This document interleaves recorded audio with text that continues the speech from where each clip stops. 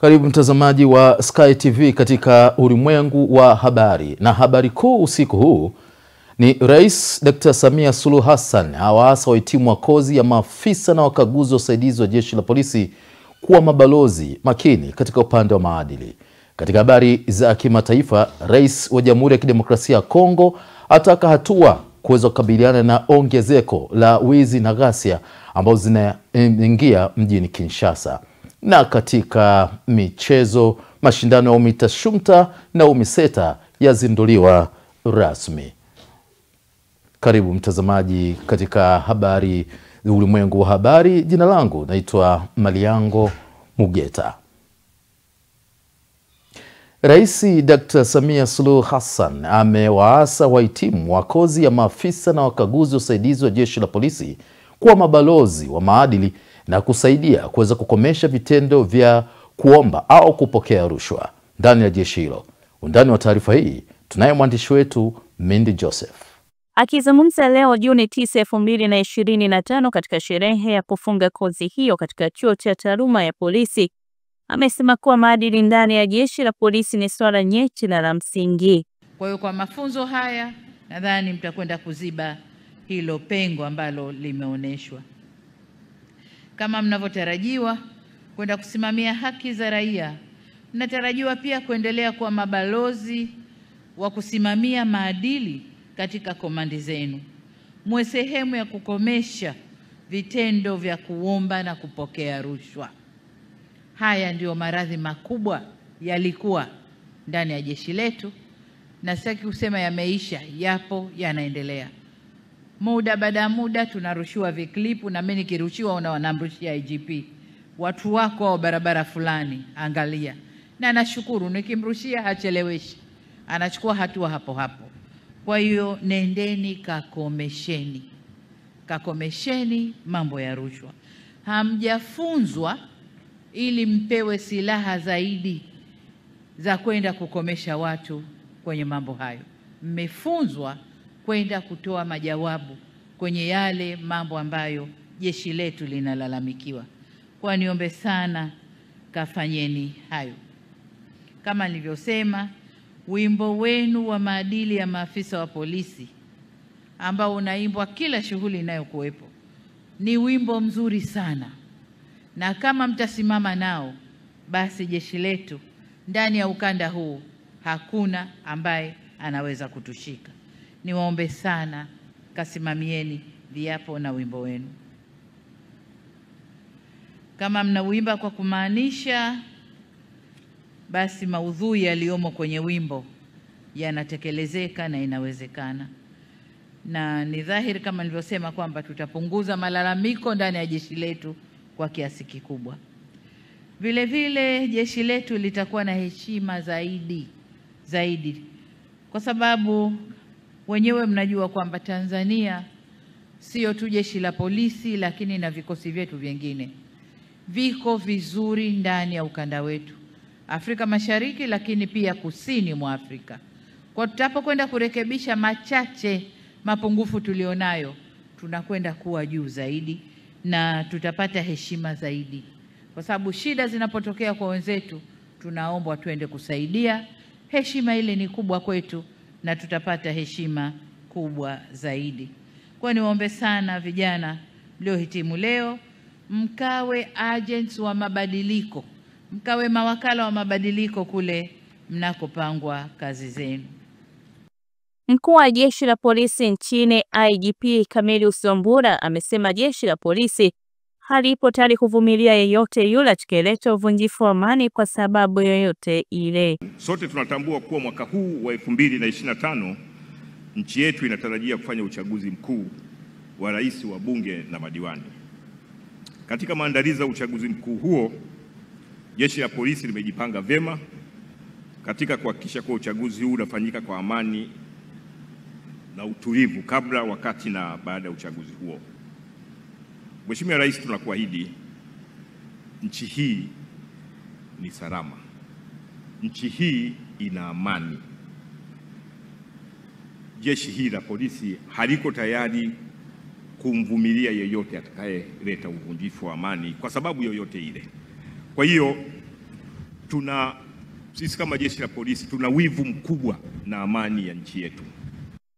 Jumla maafisa na wakaguzi wasaidizi wa polisi 954 wamehitimu mafunzo yao rasmi chuoni hapa, ikiwa ni sehemu ya maandalizi ya kuwajengea uwezo wa kitaaluma na kinidhamu katika kutekeleza majukumu yao ya kila siku. Mindi Joseph, Sky TV. Asante Mindi Joseph kwa taarifa hiyo. Serikali imesema ukatili dhidi ya watoto na vijana nchini umepungua kwa kiasi kikubwa ikilinganishwa na miaka 15 iliyopita. Nora Damian ana undani wa taarifa ifuatayo. Hayo yamebainishwa leo jijini Dar es Salaam wakati wa kutangaza matokeo ya utafiti wa kitaifa wa ukatili dhidi ya watoto na vijana Tanzania uliofanywa mwaka jana kwa Tanzania bara na Zanzibar. Akitangaza matokeo ya utafiti huo, Waziri wa Maendeleo ya Jamii, Jinsia, Wanawake na Makundi Maalum, Dr. Dorothy Gwajima amesema matokeo hayo yanaashiria maendeleo makubwa katika kuwalinda watoto. Kwa upande wa watoto wa kike, ukatili wa kingono umepungua kutoka 33% hadi 11%. Ukatili wa kimwili umepungua kutoka 76% hadi 24%. Ukatili wa kihisia umepungua kutoka 25% hadi 22%. Na kwa upande wa watoto wa kiume, ukatili wa kingono umepungua kutoka 21% hadi 5%. Na ukatili wa kimwili umepungua kutoka 74% hadi 21%. Na ukatili wa kihisia umepungua kutoka 31% hadi 16%. Bado serikali itaendelea kuongeza nguvu zaidi katika kuzuia na kupinga vitendo vya ukatili vinavyojitokeza katika jamii. Yaani ni kama kwamba tunafunua ukurasa mpya wa mapambano haya tukiwa na takwimu bayana mpya za kisasa za kutupeleka mbele, ili kipindi kinachokuja tukija kujipima tuwe tumeshuka zaidi. Naye kaimu katibu mkuu Wizara ya Maendeleo ya Jamii, Jinsia, Wazee na Watoto Zanzibar, Hatibu Mhadini Hatibu, amesema watahakikisha utekelezaji wa afua mbalimbali zinazolinda watoto na vijana dhidi ya ukatili zinasimamiwa na kutekelezwa ipasavyo. Serikali ya Mapinduzi ya Zanzibar kwa kupitia Wizara ya Maendeleo ya Jamii, Jinsia, Wazee na Watoto itaendelea kuhakikisha kwamba pale panapohitajika na panapojiri kufanya mapitio mbalimbali ya kisheria, sera na mipango ili kuhakikisha kwamba utekelezaji wa afua mbalimbali zitakazolenga kuwalinda watoto na vijana dhidi ya ukatili katika jamii zetu unaweza kulisimamia na kulitekeleza ipasavyo. Kwa ujumla tulifanya utafiti huu katika maeneo ya kuhesabia watu yapatayo 500, 385 Tanzania bara na 115 Zanzibar. Na utafiti huu kwa kuwa ulifanyika kisayansi kabisa, maana yake kwamba tuliweza kuchagua watoto 11,414 na kutoka katika kaya hizo 11,414. Hii inamaanisha kwamba katika kila kaya tuliweza kupata mtoto ama kijana mmoja ambaye aliweza kuhojiwa. Kwa hiyo tulikuwa tuna taarifa za kuhusiana na kaya, lakini pia tulipata taarifa za yule kijana ambaye aliweza kuhojiwa na kuleta taarifa hizi. Hii ni mara ya pili kwa Jamhuri ya Muungano wa Tanzania kufanya utafiti wa kitaifa wa ukatili dhidi ya watoto na vijana, na utafiti kama huu tayari umefanyika katika nchi 23. Kutoka Dar es Salaam, Nora Damian, Sky TV. Asante Nora Damian kwa taarifa hiyo. Mbunge wa jimbo la Viwawa, Mheshimiwa Japhet Hasunga, ametoa wito kwa wazazi kuhakikisha wanafuatilia kwa karibu maendeleo ya watoto wao wanaosoma katika shule za msingi na sekondari ili kuweza kuhakikisha kwamba wanafanya vizuri katika masomo yao. John Kiango kutoka mkoani Songwe ana undani wa taarifa ifuatayo. Mbunge wa jimbo la Viwawa, Mheshimiwa Japhet Hasunga, ametoa wito kwa wazazi kuhakikisha wanawafuatilia kwa karibu maendeleo ya watoto wanaosoma katika shule za msingi na sekondari ili kuhakikisha wanafanya vizuri katika masomo yao. Mheshimiwa Hasunga ametoa wito huo leo Juni 9, 2025 wakati wa uzinduzi wa shule ya sekondari Nanyala iliyopo kata ya Nanyala na shule ya sekondari Sakamwela katika kata ya Ihanda mkoani Songwe. Lakini angalia mtoto hakikisha anasoma. akirudi, akishasaidia kupika, kufanya usafi, hakikisha jioni angalau masaa mawili ameyatenga sote. Na siku hizi umeme upo, hakikisheni watoto wenu wanasoma. Jamani, nimeleka wasome, waondoe nini ujinga, lakini waje na teknolojia za kisasa. Tunataka Tanzania miaka 20 ijayo iongoze kwenye ugunduzi wa teknolojia za kisasa. Na mimi nataka wakati Tanzania inaongoza, watakaoongoza kwa ugunduzi watatokea Songwe. Kwa upande wake, diwani wa kata Nanyala ambaye pia ni mwenyekiti wa halmashauri ya wilaya ya Mbozi, Mheshimiwa George Nshani, amemshukuru Rais wa Jamhuri ya Muungano wa Tanzania, Mheshimiwa Samia Suluhu Hassan kwa kupeleka fedha za maendeleo ambazo zimewezesha utekelezaji wa miradi hiyo ya elimu. Leo tunaahidi Mheshimiwa mgeni rasmi na mbunge wetu wa jimbo la Vwawa, umweleze Mheshimiwa Rais kuwa tunamshukuru sana kwa mambo makubwa na mazuri na mengi na mema ambayo ametufanyia ndani ya kata hii. Kiukweli hatukuwahi kupiga simu kumwomba mambo haya makubwa, lakini yeye kwa uzalendo na upendo wake kwetu ametufanyia haya bure. Baadhi ya wanafunzi na wazazi waliopata fursa ya kuzungumza katika uzinduzi huo walionyesha furaha yao na matumaini kuwa shule hizo zitasaidia kuinua kiwango cha elimu katika maeneo yao. Kwanza nimshukuru sana Rais wetu kwa kutupa fedha za kuweza kujenga hii shule.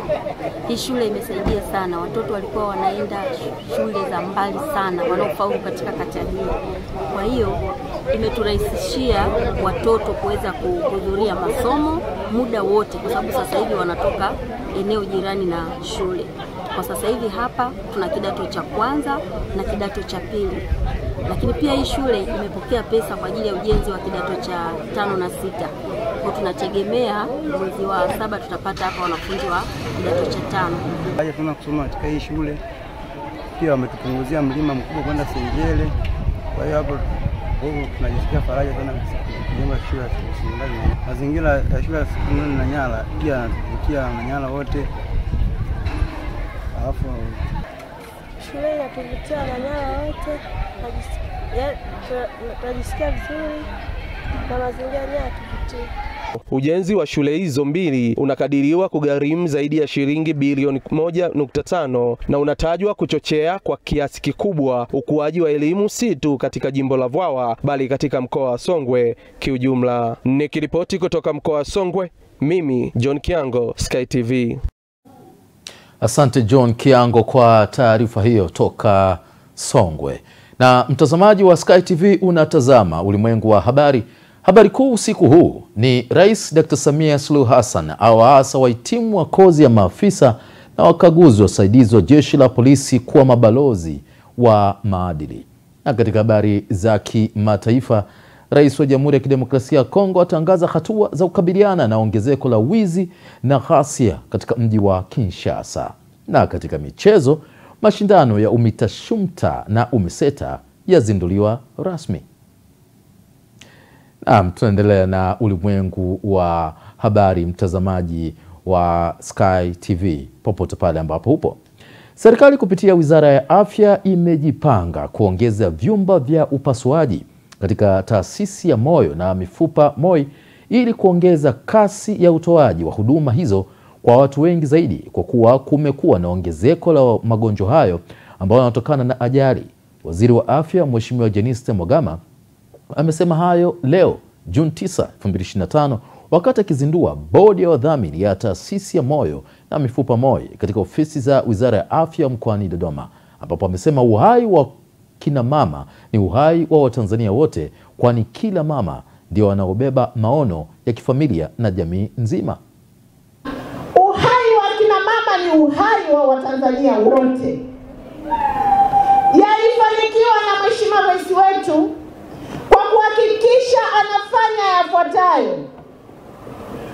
Kwa muda mfupi aliasisi huduma ya uhai wa kina mama kwa kutoa dharura ya usafiri inayojulikana maarufu kama huduma ya mama, ili mama apate rufaa ya udharura wa usafiri na kufika kwenye kituo kikubwa aweze kuokoa maisha yake. Piga makofi kwa Mheshimiwa Rais wetu. Mheshimiwa Rais ameamua, pamoja na mipango yote tunayoendelea nayo katika nchi ya Tanzania. Mheshimiwa Mkuu wa Mkoa, wewe na timu yako mlimlilia Mheshimiwa Dr. Samia Suluhu Hassan kwa ajili ya wananchi wa jiji la Dodoma. Mambo mengi amefanya, lakini mkasema mama, ongeza kidogo. Naomba ni wanong'oneze. Naomba ni wanong'oneze wana Dodoma. Naomba ni wanong'oneze jiji la Dodoma. Mheshimiwa Rais ameamua kutoa tena zaidi hapo bilioni 7 kukarabati upya kituo chetu cha afya Makole. Na ukarabati huo utajikita pia kwenye eneo la uzazi, kuwa na mahala salama kwa ajili ya kina mama kuweza kujifungua salama. Kazi hiyo ni ngumu, lakini inahitaji mahali pazuri. Japo ni chungu, lakini mahali pakiwa pazuri uchungu unapungua. Akina mama hapo vipi? Bilioni 7 zinakuja Makole. Kazi iendelee. Ukarabati ufanyike. Tuendelee kufyatua salama. Wamama wa Tanzania, endeleeni kuangalia watoto na kabisa mchunge watoto. Vitu vingi vinaendelea siku hizi, ukisikia story za watoto wengine wanakatwa huko, endeleeni kuchunga watoto. Kwa jina naitwa Maua Juma Mbaruku. Kwa kweli leo nimefarijika sana na nimekuwa na furaha sana baada ya kuhudhuria katika tukio leo la ugawaji wa vifaa kwa ajili ya kina mama pamoja na watoto. Kwa kweli ni jambo ambalo wamelifanya vizuri sana kwa Dodoma mjini, na sisi wana Dodoma pia tumefurahika sababu tumeona kweli Mama Samia Suluhu Hassan, Rais wa Jamhuri ya Muungano wa Tanzania, yuko pamoja na Tanzania na anawapenda Watanzania wenzake. Pia nimefurahi sana kusikia kuna uwekezaji wa hiki kiwanda ambacho kitakuwa kinatengeneza taulo katika mkoa wetu Dodoma na kuisaidia Tanzania pia ionekane ina mapana marefu ya mambo ya biashara na pia uwekezaji wazuri katika mkoa wetu. Sisi kama Softcare huwa tuna kaida kurudisha kwa jamii. Na kurudisha kwa jamii sio kwamba tu tunakuja tunatoa afu tunaondoka tunaacha jamii, hapana. Tunatoa kwenye jamii, tumeanza muda mrefu kidogo kama miaka 2 iliyopita. Tunatoa katika hospitali kwa mama wanaojifungua, anapata zawadi kwa ajili ya mtoto mchanga. Tunaamini kwamba tukimpa mama zawadi kwa ajili ya yule mtoto mchanga, itamsaidia yeye pamoja na mtoto kwa ajili ya kuwa katika mazingira mazuri. Mtoto atapata afya na pia hatapata changamoto za kupata magonjwa au kupata infection. Kwa sababu tunajua kabisa badala ya kutumia nepi, ukitumia Softcare diaper, at least mtoto anakuwa katika mazingira mazuri. Naam, ni habari njema hiyo yenye matumaini zaidi.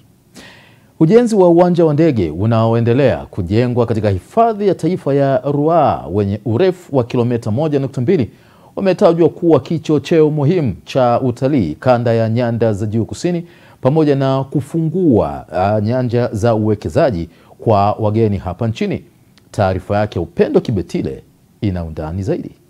Kamishna msaidizi maendeleo ya biashara kanda ya kusini Kelvin Nkulila amesema kumekuwa na changamoto ya barabara kufika katika hifadhi ya Ruaha, jambo lililokuwa linawalazimu wageni kupita mkoa wa Iringa, huku afisa uhifadhi mwandamizi kitengo cha sheria na ulinzi Joel Masuki amesema kuwepo kwa uwanja wa ndege katika eneo hilo kutapunguza zaidi ya kilomita 300 kufika hifadhini. Taifa mengi ya upande wa kusini ambapo wageni wanapita wakitaka kuingia Ruaha lazima wafike mpaka Iringa. Lakini uwepo wa miundombinu hii itasaidia kwanza wageni kufika kwa urahisi, lakini pia inafungua nyanja za uwekezaji. Kama ukiangalia sasa hivi ina maana kutoka kuna wageni wanakuja moja kwa moja uwanja huu, tayari kuna fursa za uwekezaji katika kambi za wageni ambao wanatoka katika mikoa ya Mbeya pamoja na nchi jirani kwa maana ya Zambia pamoja na kule nchi za SADC. Walikuwa wakiweza kutaka kuaccess hifadhi ya taifa ya Ruaha ni lazima wazunguke mpaka Iringa mjini, alafu waende kilomita 119 mpaka kwenye lango ambalo ndio linatumika kwa ajili ya masuala ya utalii kwa sasa. Uwepo wa eneo kama hili katika eneo la kusini utastimulate watu kupunguza takriban kilomita 300. Kwa upande wake mkuu wa mkoa wa Mbeya Dr. Juma Omera amesema dhamira ya serikali ni kujenga miundombinu mizuri katika hifadhi hiyo ili kuongeza fursa ya utalii, huku mbunge wa Mbarali Bahati Ndingo akamwomba mkandarasi kuendelea kurekebisha baadhi ya barabara korofi. Dhamira ya Mheshimiwa Rais ni kutengeneza hii uwanja, kutengeneza na geti, kutengeneza na terminal building ili watalii waweze kufika hapa. Na mimi niseme tu kwamba niwapongeze sana Mheshimiwa diwani wa Ruhanga, Mheshimiwa mbunge pamoja na viongozi wa Chama cha Mapinduzi. Tumuombe mkandarasi wetu Chiko kama alivyotufanyia awali. Yale maeneo korofi pale kwenye madimbwi kidogo na sehemu zingine, naamini wao ndio wanaotumia barabara hii kwa muda mrefu zaidi. Angalau watusaidie kwenye yale maeneo makorofi. Sisi tumeanza kunufaika na huu uwanja kwa sababu waliokuwa wanajenga huu uwanja walikuwa mahitaji yao walikuwa wanapatia wapi? Madundasi. Na tayari wengine ni shemeji zetu mumu. Kwa hiyo tayari tumeshapata kipato. Nikiripoti kutoka wilaya ya Mbalali mkoani Mbeya, Upendo Kibetile, Sky TV. Asante Upendo Kibetile kutoka jijini Mbeya kwa taarifa hiyo.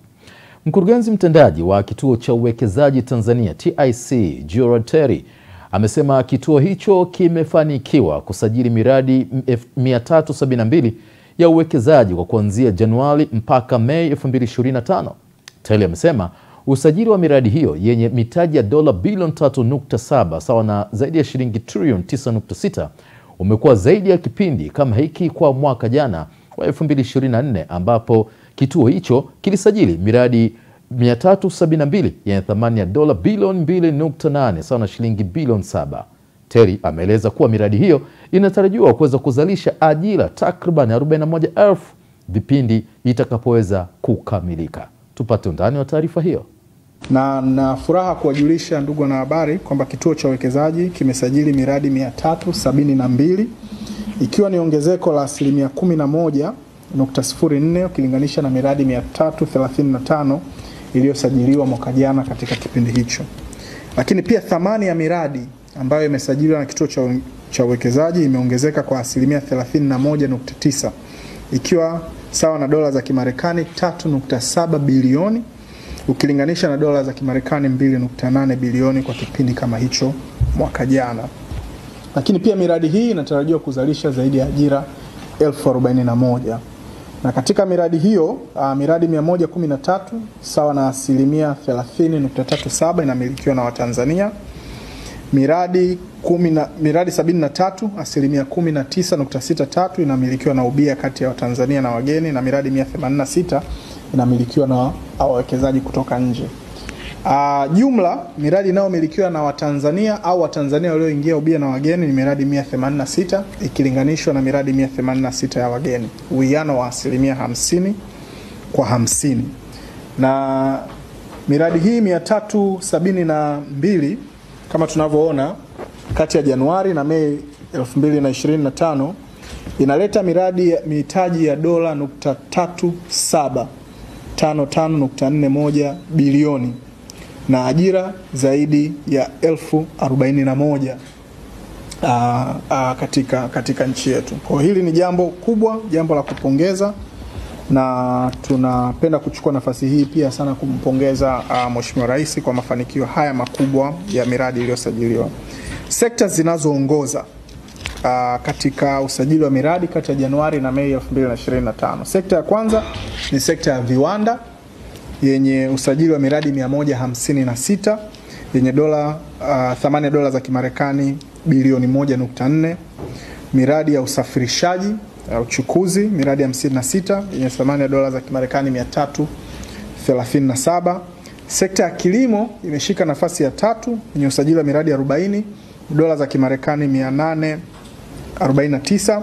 Utalii ikiwa ni ya 4 yenye miradi 39 yenye thamani ya dola za Kimarekani 107.26, na ujenzi wa majengo ya kibiashara ikiwa ni ya 5 yenye miradi 36 ikiwa na thamani ya mitaji ya dola za Kimarekani 160 milioni. Kwa nadhani ilikuwa ni muhimu sana pia kuainisha sekta ambazo zimeongoza kwa uwekezaji.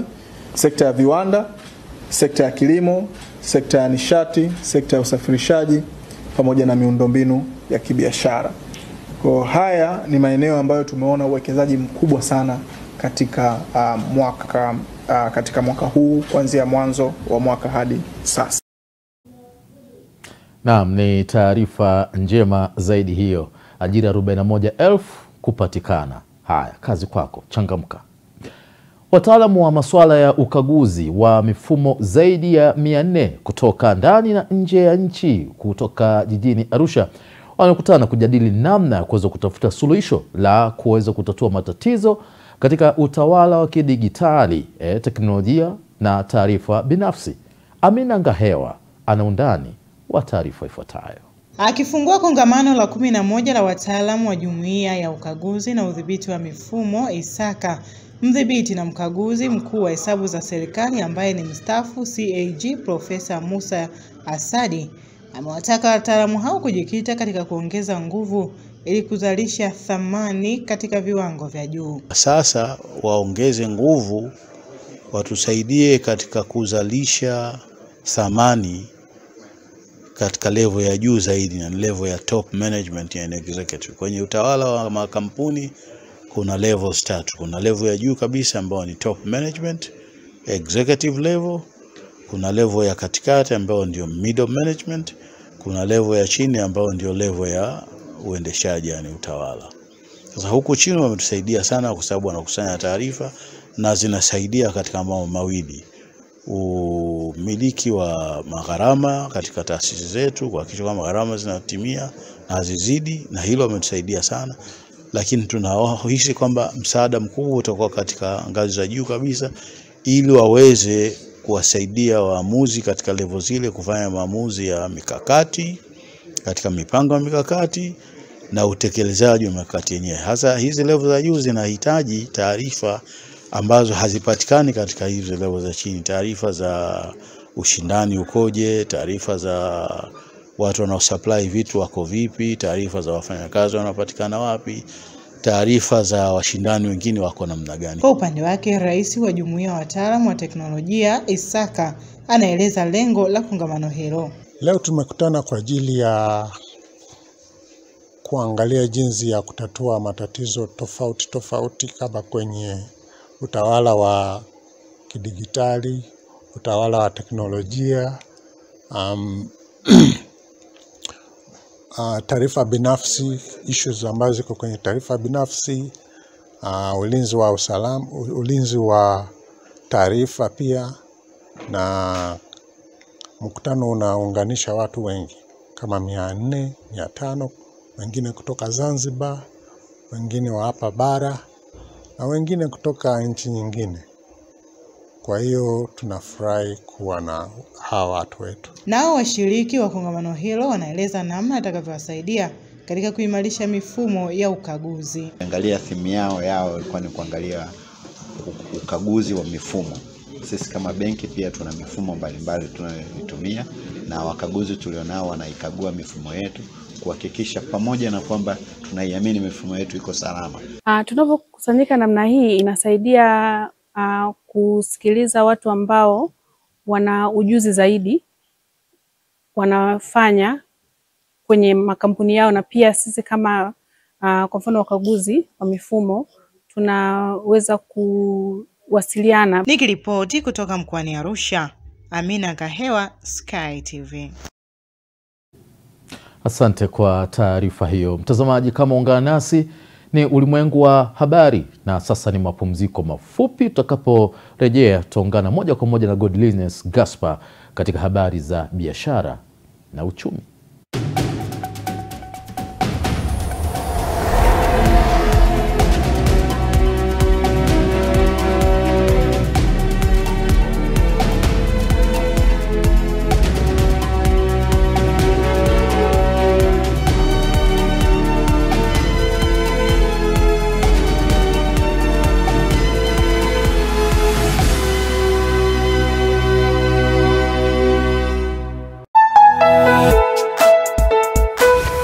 Sky TV.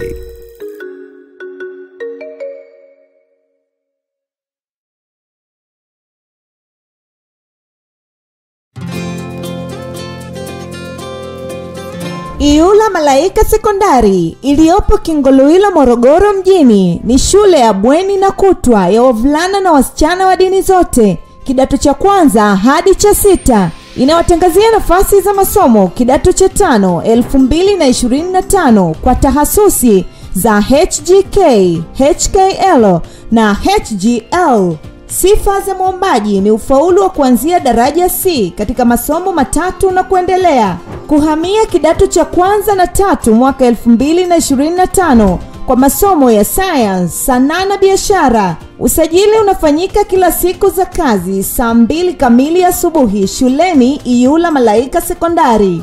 Ada inalipwa kwa awamu 4 tu kwa mwaka. Form za kujiunga zinapatikana shuleni Iyula Malaika Sekondari na kwa Dar es Salaam Msimbazi Center chumba namba 9. Kwa wasiliano zaidi piga simu namba 0786 88 58 80, 0747 84 50 01 au 0716 30 18 83. Mlete mwanao Iyula Malaika kwa elimu bora na uhakika. Jambo Entebbe, jambo Zanzibar. Air Tanzania inakuletea ruti mpya, yani Dar es Salaam moja kwa moja mpaka Entebbe, halafu Entebbe shwa mpaka Zanzibar, visiwa vya karafuu. Safari moja amazing, bei ni bomba kabisa. Dar to Entebbe ni kuanzia USD 159 tu. Entebbe to Zanzibar ni kuanzia USD 155 tu. Safiri kwa Rwanda uhakika kila Jumatatu, Ijumaa na Jumapili. Usikubali hadithi. Pakua Air Tanzania app au tembelea www.airtanzania.co.tz na ukate tiketi yako leo. Kwa mawasiliano zaidi piga +255 748 77 39 00. Air Tanzania, the wings of Kilimanjaro.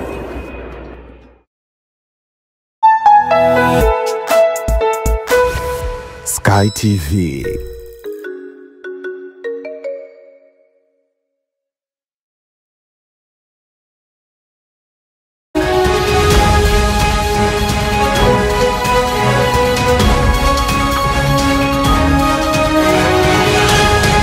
Biashara na uchumi. Karibu katika habari za biashara na uchumi. Mimi ni Godionis Gaspar. Benki Kuu ya Tanzania imetoa ufafanuzi kuhusu kanuni za matumizi ya fedha za kigeni za mwaka 2025, ikieleza kuwa malipo ya bidhaa na huduma kati ya wakazi na wageni, wakiwemo watalii, yanaweza kufanyika kwa kutumia fedha za kigeni. Akizungumza katika mjadala uliofanyika kwenye maonyesho ya Karibu Kilifar jijini Arusha tarehe 8 mwezi Juni mwaka 2025, mkurugenzi wa masoko ya fedha wa Benki Kuu ya Tanzania Bwana Emmanuel Akaro amefafanua kuwa hatua hiyo inalenga kuwezesha mazingira rafiki ya kibiashara kwa wageni na urahisi wa miamala katika sekta ya utalii.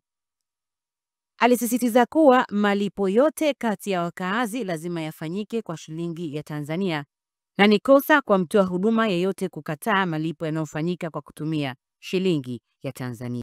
Bwana Akaro aliongeza kuwa kanuni hizi zimetungwa kwa mujibu wa kifungu cha 26 cha sheria ya Benki Kuu ya Tanzania ya mwaka 2006 na zimeanza kutumika rasmi kuanzia tarehe 28 Machi 2025. Ile alibainisha kuwa kutokana na kuongezeka kwa ukwasi wa fedha za kigeni, thamani ya shilingi ya Tanzania dhidi ya dola ya Kimarekani imeimarika kwa kiwango kikubwa na matarajio ni kwamba itaendelea kuimarika zaidi.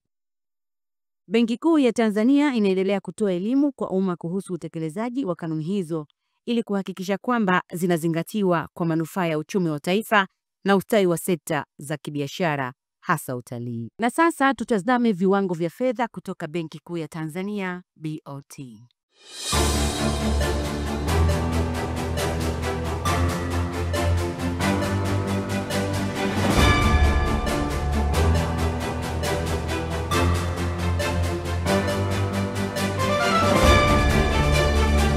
Na huo ndo mwisho wa habari za biashara na uchumi. Mimi ni Godionis Gaspar.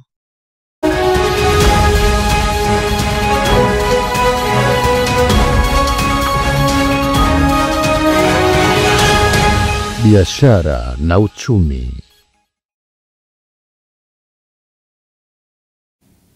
Naam, asante Godliness Gaspar kwa taarifa hiyo, na inaeleza namna ambavyo sasa shilingi inaanza kuimarika. Kwa hiyo maisha yatakuwa mazuri, hamna tatizo. Naam, unatazama Ulimwengu wa Habari, na sasa ni wakati wa kuweza kupata habari za kimataifa, ambapo huko tunajiunga naye Freddy Chet.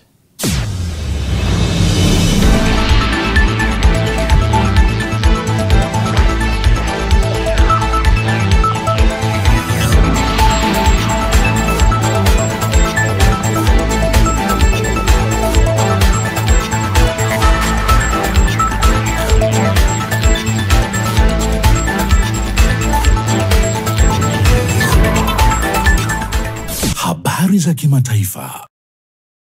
Karibu katika habari za kimataifa. Jina langu ni Freddy Cheti. Nchini Jamhuri ya Kidemokrasia ya Kongo DRC, ongezeko la wizi kutumia silaha katika mji mkuu wa Kinshasa unatia wasiwasi mamlaka kuu nchini humo. Tukio jipya lilitokea Jumamosi Juni 7 wakati Rais Felix Tshisekedi akizungumzia swala hilo wakati wa mkutano wa baraza la mawaziri, kulingana na kumbukumbu ya mkutano wa serikali.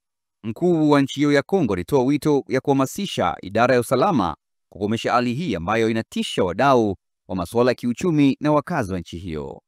Baadhi ya matukio jambazi hufanywa na watu wanaosafirisha pikipiki. Hapa pikipiki za kodia hutumika, ambapo usafiri kando ya barabara mjini Kinshasa.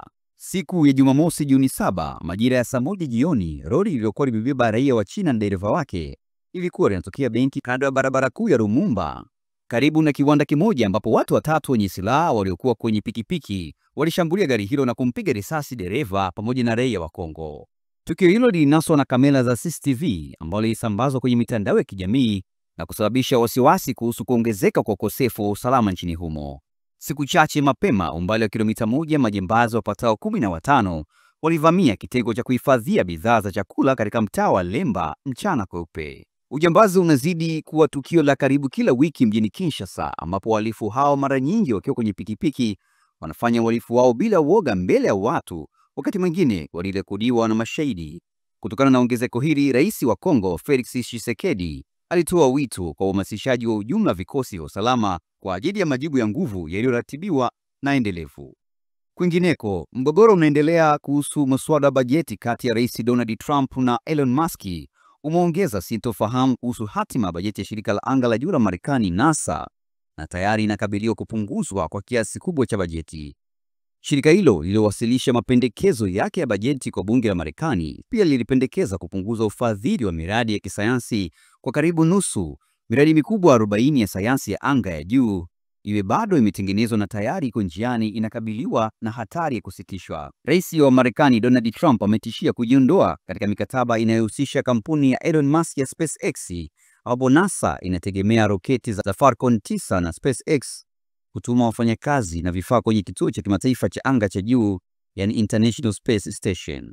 NASA inatarajia kutumia wanaanga mwezini na sayari ya Mars kwa kutumia roketi za Starship, lakini roketi hiyo bado ipo katika awamu ya awali. Na hatimaye, televisheni ya taifa ya Iran iliripoti Jumamosi kwamba Iran imepata hati nyeti za nyuklia za Israel kupitia uvamizi mkubwa wa kijasusi. Ripoti hiyo haikutoa maelezo ya kina juu ya jinsi Irani ilipata ufikiaji wa hati hizo. Habari hiyo ilitangazwa kwa ufupi kwenye TV ya serikali na kwamba huduma za kijasusi za Iran zimepata taarifa za nyaraka za kimkakati na nyeti, ikiwa ni pamoja na maelfu ya nyaraka zinazohusisha miradi na vifaa vyake vya nyuklia. Israel bado haijatoa maoni yoyote kuhusu dai hili la Iran. Kwa mujibu wa shirika la habari la Iran Tasnim, waziri wa ujasusi wa Iran amesema kuwa nyaraka za nyuklia za Israel zimehamishwa na Iran. Amesema nyaraka walizopata kutoka kwa serikali ya Kizayuni zinahusisha mpango wake wa nyuklia na pia zina taarifa nyingi kuhusu Marekani, Ulaya na nchi nyinginezo. Mwisho wa habari za kimataifa.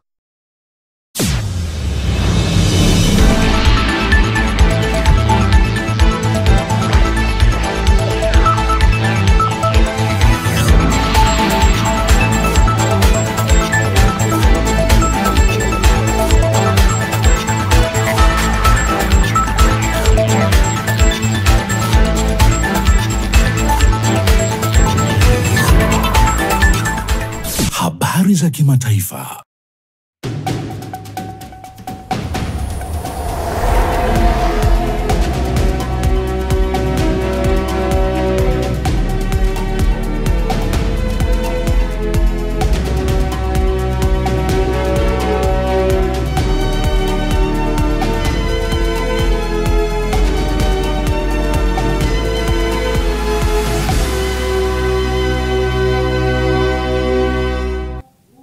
Naam, tumekamilisha habari za kimataifa. Asante Fredi Cheti ambaye amehusika nazo. Na sasa tunaelekea katika habari za michezo na burudani. Kunani huko? Tunaungana naye Johannes Michael.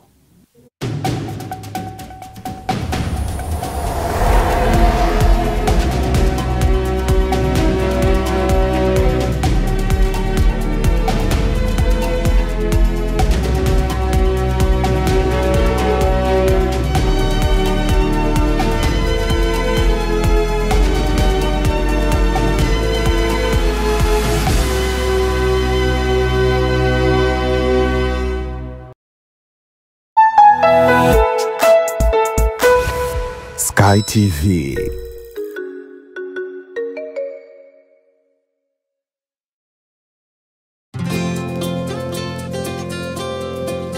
Iyula Malaika Sekondari iliyopo Kingoluila Morogoro mjini ni shule ya bweni na kutwa ya wavulana na wasichana wa dini zote, kidato cha kwanza hadi cha 6. Inawatangazia nafasi za masomo kidato cha 5 2025 kwa tahasusi za HGK, HKL na HGL. Sifa za mwombaji ni ufaulu wa kuanzia daraja C katika masomo matatu na kuendelea. Kuhamia kidato cha kwanza na 3 mwaka 2025 kwa masomo ya science, sanaa na biashara. Usajili unafanyika kila siku za kazi saa 2 kamili asubuhi shuleni Iyula Malaika Sekondari.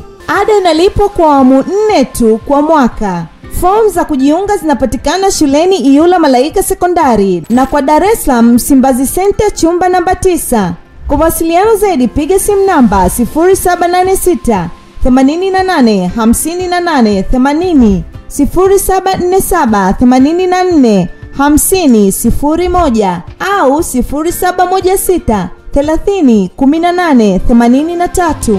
Mlete mwanao Iyula Malaika kwa elimu bora na ya uhakika. Jambo Entebbe, Jambo Zanzibar. Air Tanzania inakuletea ruti mpya, yani Dar es Salaam moja kwa moja mpaka Entebbe, halafu Entebbe shwa mpaka Zanzibar, visiwa vya karafuu. Safari moja amazing, bei ni bomba kabisa. Dar to Entebbe ni kuanzia USD 159 tu. Entebbe to Zanzibar ni kuanzia USD 155 tu. Safiri kwa Rwanda uhakika kila Jumatatu, Ijumaa na Jumapili. Usikubali hadithi. Pakua Air Tanzania app au tembelea www.airtanzania.co.tz na ukate tiketi yako leo. Kwa mawasiliano zaidi piga +255 748 77 3900. Air Tanzania, the wings of Kilimanjaro. Sky TV.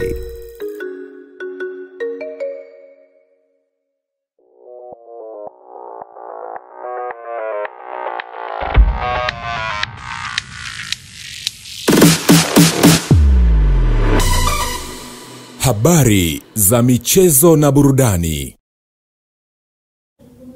Habari gani mtazamaji wa Ulimwengu wa Habari, karibu kwenye habari za michezo na burudani. Mimi ni Johannes Michael.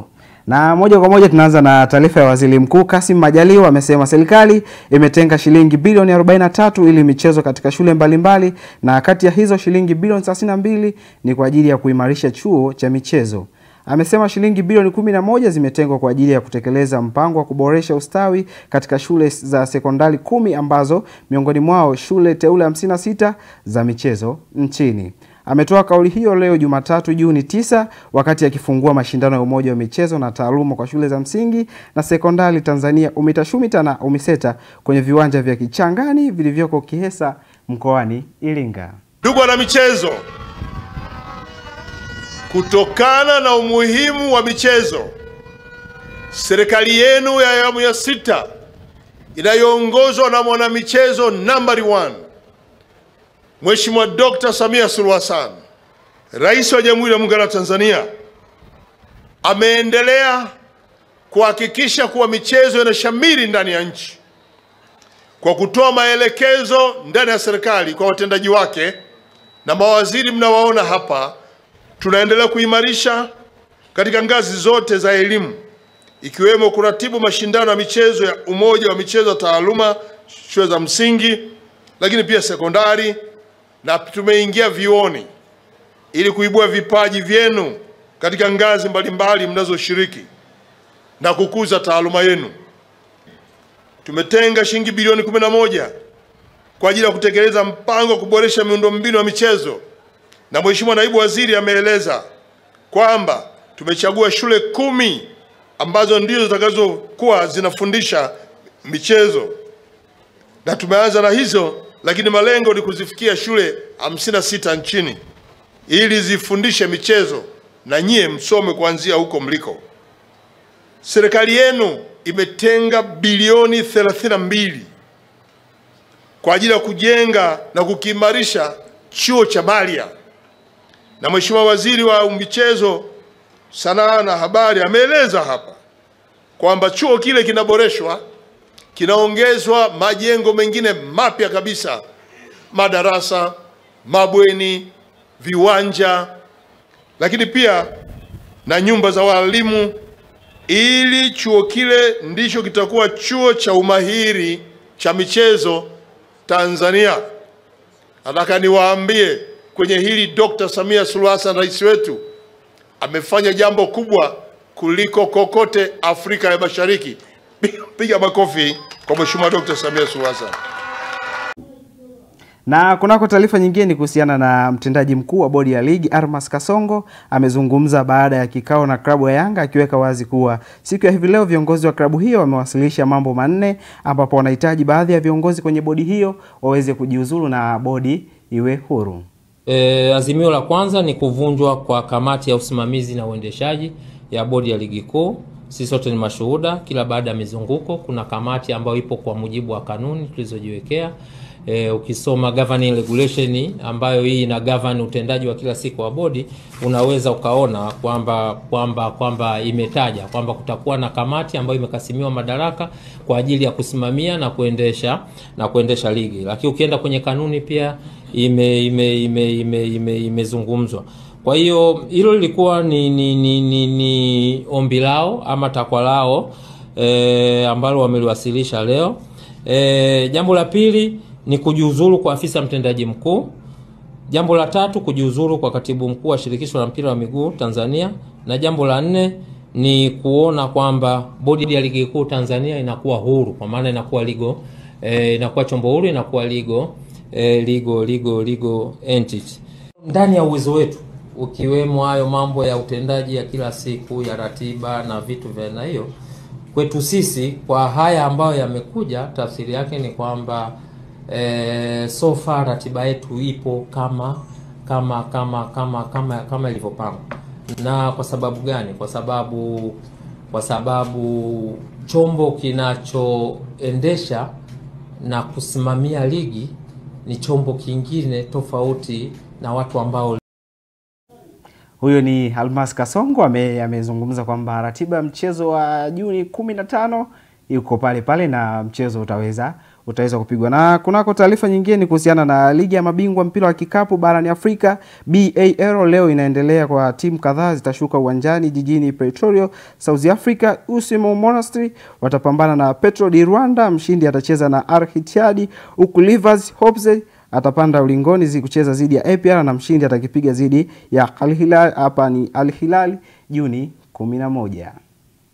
Na kunako taarifa nyingine moja kwa moja tunakuwa pipa hadi kimataifa, ambapo klabu ya Manchester City imeachana na goalkeeper wake la Uingereza Scott Paul baada ya kuhudumu kwenye kikosi hicho kwa miaka 6, akifanikiwa kucheza dakika 108 na kufanikiwa kutoa mataji 11. Carson alimaliza mkataba wake na klabu ya Manchester City mwishoni mwa mwezi huu, hivyo wamevunja mkataba kwa pande zote mbili kuweza kukubaliana na yeye moja kwa moja ameweza kuondoka ndani ya kikosi cha Manchester City.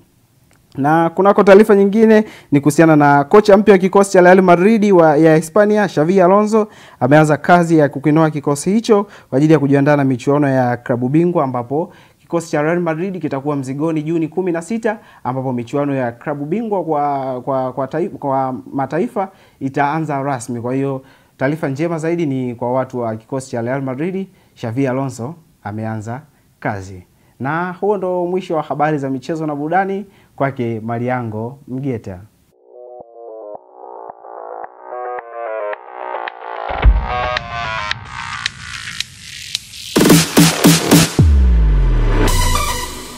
Habari za michezo na burudani.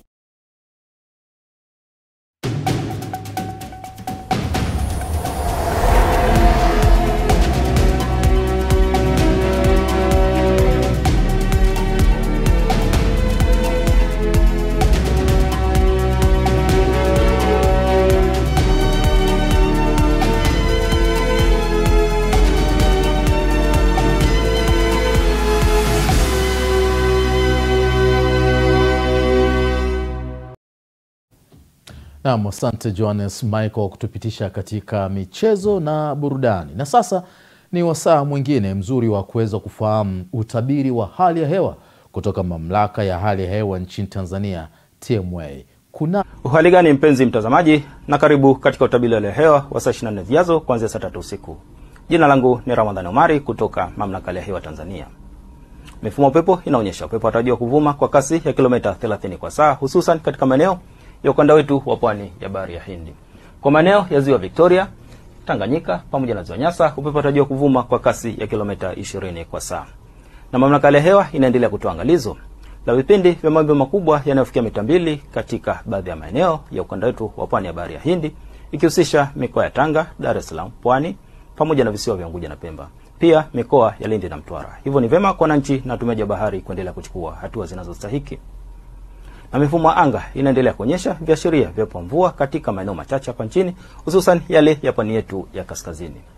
Na kwa usiku wa leo, hali ya baridi bado inatarajiwa kuendelea katika baadhi ya maeneo, hususan yale ya nyanda juu kusini magharibi. Na kiwango cha chini kabisa cha joto kinatarajiwa kwenye joto 9 katika maeneo ya mkoa wa Njombe. Na kwa maeneo ya pwani yetu ya kaskazini, hususan kwa usiku wa leo, tunatarajiwa kuwa na hali ya mawingu kiasi, mvua katika maeneo machache. Na maeneo mengine yaliyosalia yanatarajiwa kuwa na hali ya mawingu kiasi na makavu kwa ujumla. Na kwa siku ya kesho, maeneo machache hususan ya mkoa wa Tanga, Dar es Salaam, Pwani, Morogoro pamoja na visiwa vya Unguja na Pemba kunatarajiwa kuwa na hali ya mawingu kiasi, mvua katika maeneo machache na vipindi vya jua. Na maeneo mengine yaliyosalia yanatarajiwa kuwa na hali ya mawingu kiasi na vipindi virefu vya jua. Na sasa tupate utabiri wa siku nne zijazo kwa baadhi ya maeneo hapa nchini. Kwa mkoa wa Dar es Salaam tunatarajia mvua katika maeneo machache. Na mkoa wa Dodoma tunatarajia hali ya mawingu kiasi na vipindi vya jua. Kwa mkoa wa Mwanza tunatarajia hali ya mawingu kiasi na vipindi vya jua. Mkoa wa Kilimanjaro tunatarajia hali ya mawingu kiasi na vipindi vya jua. Kwa mkoa wa Mbeya tunatarajia hali ya mawingu kiasi na vipindi vya jua. Na mkoa wa Morogoro tunatarajia mvua katika maeneo machache, hususan siku ya tarehe 11. Na mkoa wa Arusha tunatarajia hali ya mawingu kiasi na vipindi vya jua. Na mpaka kufikia hapo, kutoka mamlaka ya hewa kuna ziada. Asante kwa kuwa nami na nikuage kwa heri. Naam, watu wa Dar es Salaam sasa ni kujiandaa na baridi hiyo, kuhakikisha kwamba makoti hayakosekani. Ni kutoka mamlaka ya hali ya hewa TMA ambao wametukamilishia utabiri wa hali ya hewa kwa saa 24 zijazo. Mtazamaji wa Sky TV, unao nafasi ya kutufuatilia kupitia mitandao yetu ya kijamii, YouTube, Facebook pamoja na Instagram, andika Sky International TV. Kwa niaba ya wote waliohusika katika maandalizi ya ulimwengu wa habari, mimi naitwa Mariango Mugeta. Endelea kutazama Sky TV.